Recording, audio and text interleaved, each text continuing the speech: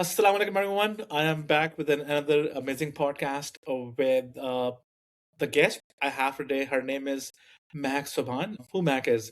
Mehak used to be sales manager, SDR, and BDM as well. She is on a career break, but she has got some good knowledge about sales and SDR. So I thought to invite her in my podcast and talk about sales. Thank you so much, Mac, for taking on some time in your busy schedule and being a part of my show. How are you? Thank you so much for having me, Hassan, and thank you so much for the kind words that you're using for me.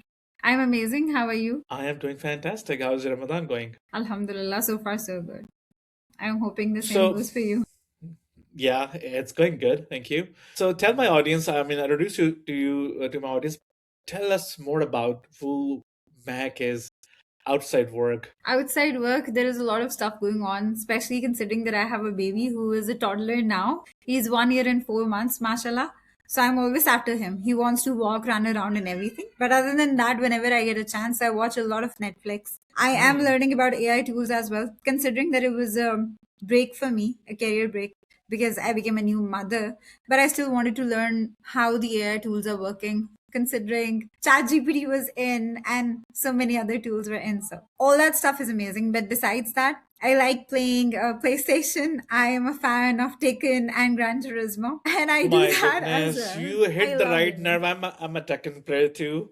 You hit the I right know. nerve. So, which player do you play with in Tekken? So there were a lot of players that I liked, but Hirachi was one of the players that I really liked. Okay, Not by his okay. looks, but he was great, I would say. I my favorite player is Elisa, and I am Oh, pretty good with that's cool. Elisa. So I do play in office as well a lot. So yeah, yeah. Okay, good to know. We can talk about this offline as well. So For that's a sure. good topic.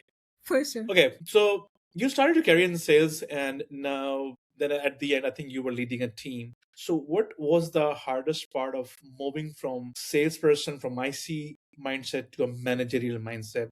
How was that shift look like? So since my I had a lot of experience, I had got like 11 plus experience in sales, working as a rep, being an SDR and A and everything. So I was doing great, but I always wanted to be a leader because helping somebody out, coaching them, I felt really good. And the hardest part to me was realizing that my success or my revenue is no longer about my own numbers. Earlier, if something went wrong, I could fix it myself. But as a manager, that's not the case. I had to teach other people to make sure that, I am not going to step in every other time for you. You have to be responsible for yourself.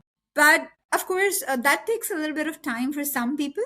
But what I learned is that, coaching is more important. And then eventually the team performs. So that was difficult in the beginning when I started building a team and, leading a team. But later on, it was hands on. And I really agree with you. Initially, when you move from IC level to a managerial level, you still have that IC level mindset, and you wanted to Yeah.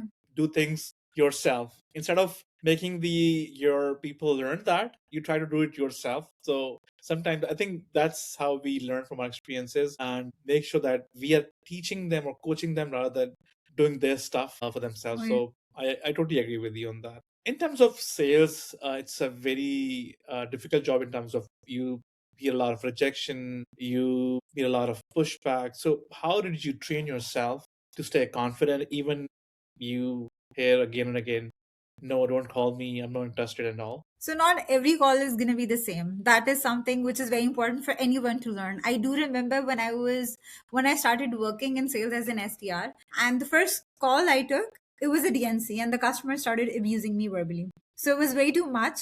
My ears turned red, and I was so numb for so long, and I did not understand how to take the next call. But then again, I eventually learned that, this is not the case, and that's not how everything is going to work. Not every customer is going to be the same. Every scenario is different. So I stopped taking rejection personally, to be honest. And in sales, I think rejection is part of the process. If you focus too much on rejection, you lose your energy. So the next Wow. call you're going to take, you're going to mess up. And that's what I teach everybody else as well, that, this is not something that, you're going to impact on your work that you're doing. You need to stay positive. And even if somebody is not listening to you or they're not convinced, try a different strategy, use a different verbiage, try a different rebuttal. But even though if it's not working on that call, that's okay. Just take your 5-minute break, give yourself some time, have a cup of coffee or tea, and then come back, take the next call, and you will have amazing energy, which is very Wow, important. well, I think you're spot on that. But I want to understand your deep thought process. So when you picked the first call and there was someone who was abusing you, how did you compose yourself at that time, and what was going on in your mind at that time? Give us that insight. So it was my first job as well, you know. So I did Oh my not know God. that's gonna Okay. happen. I Okay. just came out of the training and that actually happened with me. And I was so shocked. I talked to one of my, of course, peers and I asked them that, this is something that happened. The customer is saying this and that. So at that time, they just said to calm me down that, that person is on the call. He's in United States of America. You're in Pakistan. He's not going to come out of the call to harm you in any way. So you do not have to scare yourself at all. You just have to stay positive. And then what I do is that I actually tell myself that I need to calm down, and then I know that everything is going to be fine. So that's very important that you're, coaching yourself on your own, because if you cannot, Yeah. then things are going to be stuck and you will stuck in that call as well. So what I did was that, the next call I took, I was like, okay, nothing happened. That's fine. It was just a call. I'm going to move on to the next call and I'm going to have great energy. I'm going to make sure that I'm closing that out. So that just took a few minutes, but it was completely fine. And I totally agree with you because I think I recall an instance when I was as a customer success manager, and I took a call and customer abused me for like straight 10 minutes, and I listened to him and I was like, okay, okay, cool. And the end he was like, "You're still here?" I was like, "Yeah." He said the previous four reps actually hung up on me, so why are you still listening to me? And I told him that it's my job to listen to you, and I know you're not abusing me at all. You're abusing the company, and we are angry because of not being served properly. And while I was talking to him, he said, "You don't sound like an American, so where are you calling from?" And our company policy at that time was you're not supposed to share your location. Oh, But you know yeah. what? At that time, I realized if I'm going to lie to him, he's going to be super angry at me. So I told him, I am in Pakistan and I'm in Islamabad right now. The next thing he said was, you know what? My neighbors are also Pakistani because he was a Canadian customer. And he said, I know how to curse in your language. And I was like, what? Okay. So that angry call got into a funny call. And I think I was able to retain that customer. When I shared that call with enablement team, they shared that with vice president of customer success at that time. And I remember he wrote me a long message that I listened to the call and you did a fantastic job. The reason why I'm highlighting this here is that the company policy says you can even hang up on such customers if they're abusing, and you're not supposed to share the location. We actually break two laws of the company, but at the end, I was able to return the customer. So sometimes I think we, as a SDR, as a salesman, we are the soldiers in the battlefield, Oh, yeah. and it's on us how we handle the customer based on our experience. Sometimes we have to break some laws, but what at the end of the day matters is customer, right? So I Yes. totally Customer is agree with always you. right. Yes, I don't believe in customer is always right, to be very honest. I used to believe, but Okay. not anymore. But you're right. I mean, we had a hit to serve customers, so technically he's always right. But yeah, I think you need a very strong mindset to handle such situations. I think the example you shared was amazing, and you need to understand. Sometimes we listen not to respond, but to rebut. Do you understand Yeah. what I'm saying? Yes, Right? I do. So yeah, so we have to actually respond rather than rebutting a customer. Anyways, what was the turning point in your career where you felt, yes, now I'm growing? So, I wanted to be a manager for so long while I was working at Motive as well. I remember back then it was 2020 or 21. I spoke to my manager and asked him that, I'm not getting promoted and I wanted to apply for a manager role and everything. He suggested that you're working as an account executive.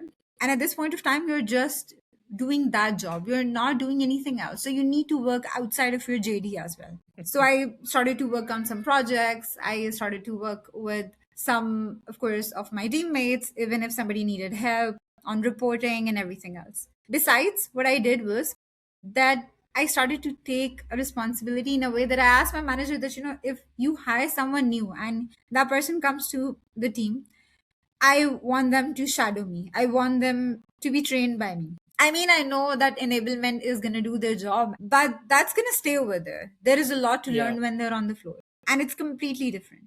So, what I did was that, I took a responsibility, and that really helped me. That was just one person who I started with. And then eventually what happened was that, people started coming to me for guidance, not because what my title was, but because they trusted my experience. They knew that, I know the product. I know how to make a sale and everything. And that's when I realized that, I'm growing. So I believe that even as an individual contributor, I was able to help out people.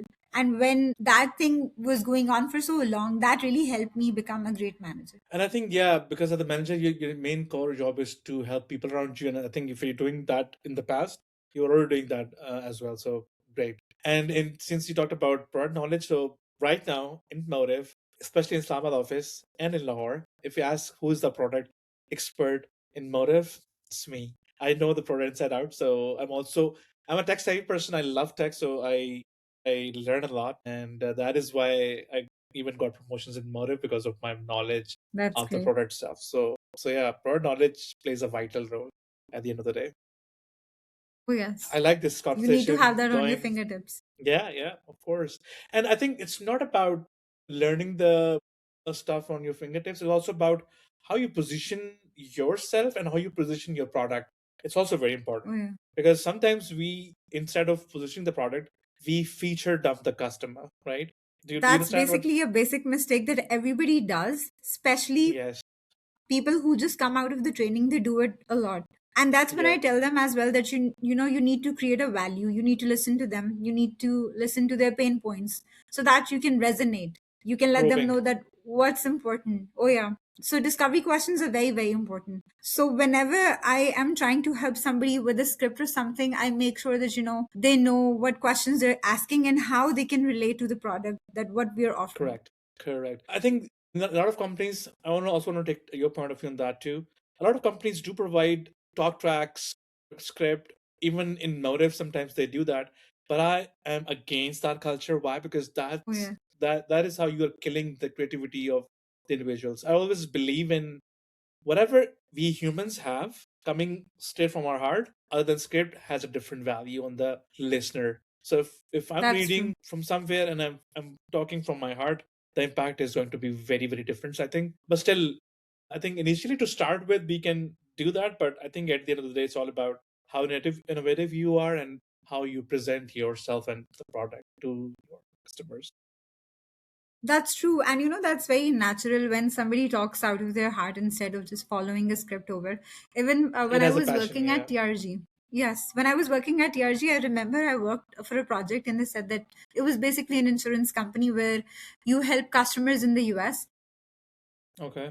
by just selling them insurance policies on top of what they're already getting from the government. So I remember that we were following a script and we could not even use our own language at all. Like, if you have to ask somebody that, you can record the call, so you need to make sure that you're following that verbatim. You cannot use your own verbiage My at all. God. So it was tough, but I did that. And when I moved to Motive, of course, there is no script or anything when I joined Yeah. Yeah. in outbound and even in inbound. So it was Mhm. completely different. And then I thought that, I've been using a script for so long. Now what I'm going to do? So I spoke to my manager and he said that, you do know the product, you know how it's going to work, you know how to show a demo to a customer and everything. You have to build your own script. And that's what I did. So what I think is that you should know how basically a script works, what the whole syntax is, what the whole structure is. That's very important Mhm. because a lot of people doesn't know. They start from something else and on something else, so it's completely different. Absolutely, absolutely. Great. What was the toughest target you ever had, and how did you manage that pressure? There was a time, I do not like to talk about that, but I will. I mean, it's not that sort of thing, but yeah. In 2020, I was working at Motive in Outbound, and that was a turning point as well of my career, I would say. I lost my brother due to COVID. He passed away in the first wave. He was unable to recover and he was just That's 24 okay. years old. And Okay. he was younger than me. So that month, my manager was really good. My VP was very good. He gave me annual leaves. My annuals were literally finished and he gave me some more leaves. But then I said, to myself that, I just cannot take that much long to recover. I need to come back to the office. I need to start working again. I did. When I did, I knew that, nobody is going to understand why am I not working properly? Why am I unable to achieve my quota? Just because of the Mm.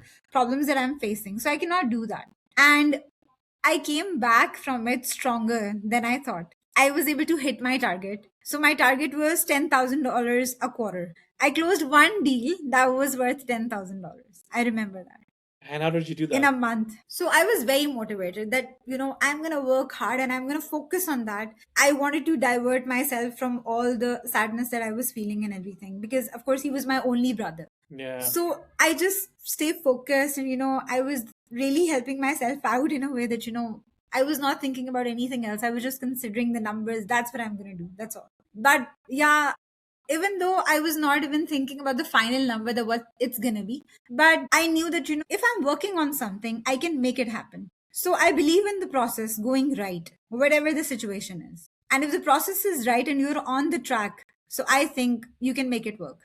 And that's very important. absolutely. Trust the process. Oh I love yeah. it. Love it.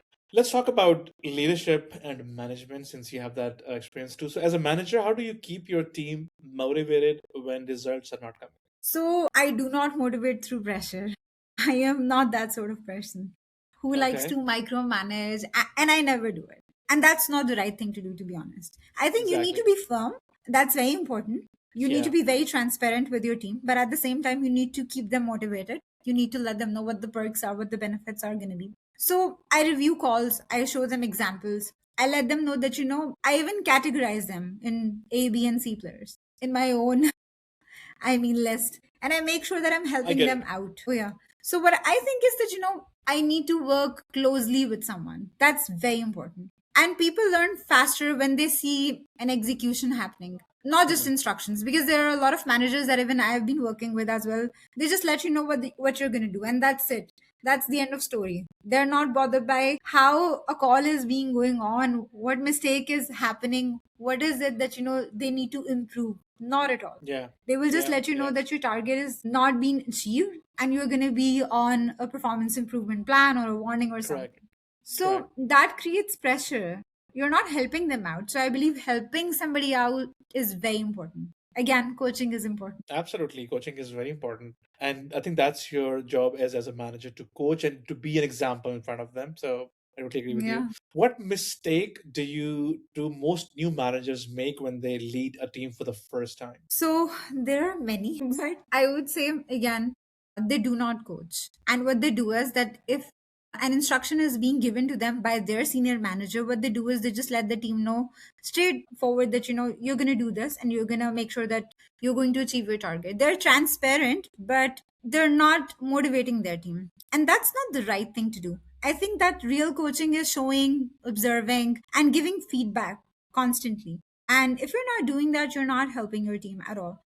And I Mhm. have seen a lot of people who are very good in person. You talk to them, they're amazing. But in terms of managing a team, they're not doing the right thing. And their team is lacking. They're failing. Absolutely. I think, as you mentioned earlier, that you, as a manager, you know where your people stand. So you have a profiling in your mind, and you cannot teach or coach them in the same level where you coach the other person. So you need to customize your even approach and your coaching techniques based on the individual you're dealing with, right? Yeah, that's true. Do you think a good salesperson automatically becomes a good leader? Why or why not? No, I wouldn't say yes to that at all, to be honest. See, even in my career, I've seen there are a lot of people who are very good in terms of sales. They close a sale out within one call, right? And that's Hmm. great, but they cannot be a good leader because they do not know how to help anybody else. They're not selfless. Not a team player. So yeah, so even if you want to be a leader, there are a lot of things that comes in. A good salesperson knows that how to win a deal, but of course a good leader knows how to help others win, and that's very important. And of course that transition takes a little bit of patience, time, but that's what I think that, even if somebody is very good on sales, they cannot be a good leader if they cannot help others and if they cannot be Absolutely. responsible enough. Yeah. Absolutely, I agree with you. How do you stay mentally strong in a comparative corporate environment? So as I said earlier as well, Hassan, that what I do is that I believe that process is very important. Like if you're on your way of doing something, if you're Hmm. on your way of achieving something out and you're making the efforts, you're taking initiatives, you will achieve it, success, of course. But if you're not doing that, you won't be able to do it at all. So some days are going to be really good, some days do not go well, and that is completely okay. Again, not every call is going to be the same, but you need to stay consistent in order to make sure that you are enjoying the wins. And even if you're losing a sale or something, that's okay, just learn from it and move on. I think you're Make right. At yourself the proud. end of Yeah, at the end of the day, you are getting experience. It's not even a failure. You experience another way of dealing with rejection, right? So eventually it's a learning, right? So I like that you keep on saying trust the process and the results are going to be there. So I like that approach a lot. Okay. What does success mean to you today compared to when you started your career? So in the beginning, when I started working, what mattered was that I'm just going to hit my target. And that was really important for me. And then it was like complete the probation successfully and make sure you're permanent. But then I learned, no, that's not important. What's important is that, you are successful, you are building teams, you are, on the right track, you are learning something from it. And if you're not Mhm. doing that at all, you are going to be a failure at the end of the day. I mean, that happens. I will tell you about my own story as well. When I've been in SDR for like 6 years, okay, at Okay. TRG. Yeah. And I've been working with different campaigns, different projects over there. When I left TRG, I joined Motive. Initially, what I used to do was that I used to let myself know that I am not a good salesperson. I cannot make sales, even though Self I've been doubts. doing cold calling for so Okay. long. Okay. So I used to tell myself, no, I cannot be a good salesperson. I'm not going to do it. I cleared the probation. I spoke to my manager one day and I asked him that what is it that I need to do to improve myself? And he said that let me listen to your call. Let me see what is it that you're doing wrong. Why do you think you cannot do it? What's your cooking? Okay. Oh, yeah. He listened to the call. He said that, okay, you know how to speak in English. That's completely okay because a lot of people take pauses, they take time, they do not know what the other person is Yeah. saying, they cannot resonate, they're not relatable. So you're not doing anything like that. So what's the problem? Then he helped me with whatever was required. And when he did, I was able to close out sales. And then from that day, till the time, I mean, I left Motive, I was able to tell myself that, if there is anything that's going to come up, I'm going to close that deal out. And literally, I used to be on call with the customer for 1 hour. And I know at Motive, an hour call is completely different, not just for my I know. own self. I know. Even while leading a team, if I had to help somebody out, I'm taking an escalation or anything at all, I used to do that. I used to be on a call for an hour long to listen to the customer so they know that I am here. If they're talking about here and there, that's okay, I'm still there. And at Yeah. the end of the day, I'm able to close the sale out. So why can't the other person do it? So that is my experience. I think sometimes we get so overwhelmed with a lot of stuff happening around us that we self doubt ourselves. And that was the case with me when I started my career. I had plenty of experience in Urdu call centers, especially a Y tribe. But when I switched from Urdu to English call centers, my biggest fear was people are going to judge me based on how I speak English. And I remember Oh, yeah. there was a company I just because of my build, how big I was, they gave me a managerial role. So that role डलेगा तो लोग काम करेंगे. And when I used to handle escalation, I used to go to a different room as a manager so that people won't judge me based on how I speak English. That was the level. And Alhamdulillah, things got okay now and I can speak fluent English. Mashallah. So you always have self doubts, but I think it's just like driving. When you learn driving, you have doubts that you can't drive properly now and all that. And after that, you with one hand you're driving and you have having a sip of coffee and all that. So I think with experience you learn and you become better and better. Confidence comes So along actually. You absolutely. become very confident at the end of the day, and that's Absolutely. very important, to Absolutely. be honest. Absolutely. Absolutely. I love this conversation, but I want to move towards some fun questions. If that's the For end sure. of the podcast. I know people don't listen to the entire 1 hour podcast, but inshallah, I will invite you another podcast too with some other topics too. For But sure. let's start with some fun questions. Coffee or tea? Why? I am a Why? chai lover. I am a Okay. chai lover, literally. I mean, I love coffee as well. It's not like I don't. I drink a lot of cold coffees, to be honest with you. But Mm-hmm. I'm a chai lover. I'm like, in the morning, I'm going to drink a cup of chai. And then what I'm going to do is, once I'm done with my breakfast, I'm going to take another cup of tea. Once I'm done with that, I'm going to take another cup of tea. And then I'm going to eat something out. I'm going to take another cup of tea. So there is a lot of chai involved in my life, I would say. I get it. Okay, okay. What's your guilty pleasure? Eating Matilda cake while being on diet. I think you can relate to it since you were a fitness trainer yourself and you're into this. Yeah, okay. If you were not in sales, what career do you think you would choose? So it's completely the opposite, but I would be a photographer. Wow. Wedding photographer or No, no, fashion photographer? nature. Nature. Nature, Yeah. interesting. If your life had a movie, what is the title of the movie going to be? So that is something that I have to think a lot. But let's just say we could name any, right? Islamabadi. नहीं नहीं नहीं बिल्कुल नहीं I love Islamabad it's not like that Okay. ऐसा कुछ नहीं है I would never say that Islamabad नहीं जाऊंगी but let's just say even if there is a movie I would say I am not relating to be like कि वही story चल रही है या कुछ इस तरह का बट ऐसा होगा ना कभी खुशी कभी गम so it's gonna be like that trust me कभी व्हेन आई टीआरजी टेल यू कभी दिस मोटिव. नहीं उसके बीच में भी बहुत सारी कंपनीज थी बट मैं इन कंपनीज का नाम इस वजह से हमेशा लेती Mm-hmm. what I think is कि एक तो कल्चर completely opposite था दोनों का Yeah, and yeah. on top of that मैंने दोनों जगहों से बहुत कुछ सीखा है. I say when Okay. I started working, I was just 21 at TRG, so I was just a baby. I say that to everybody. And then जब मैंने motive में start किया था, so I learned a lot of stuff. Okay. Got it. One last question. So, any advice to my audience? People want to become a part of sales or wants to start their career. Any advice you can give it to them? Learn AI. It's very important nowadays. Okay. Without AI, nobody is gonna keep you either. Because at this point of time, what I think is that every other company that is very successful and they're at their peak, they are considering people who know AI. And besides that, what I would say is that, you should start somewhere. Just build a skill for yourself. It's very important. You do not need to be perfect, of course. You just need to take baby steps. Even if you're doing that, again, at the end of the day, you will be very successful. But you need to do something. If you're not doing anything, you're not making an effort, and at the end, you're expecting that, success is going to come in your lap and everything is going to be fine. That's not going to happen. So you need to work hard. Invest in your skills. Invest in your skills. Okay, cool. Thank you so much, Mac. I thoroughly enjoyed our conversation. It was Same full here. of fun, full of great answers from your side. Thank you so much once again. Inshallah, I'll invite you in my other podcast. Thank you and love is. You as well. Thank you so much, Hassan. Thank you for having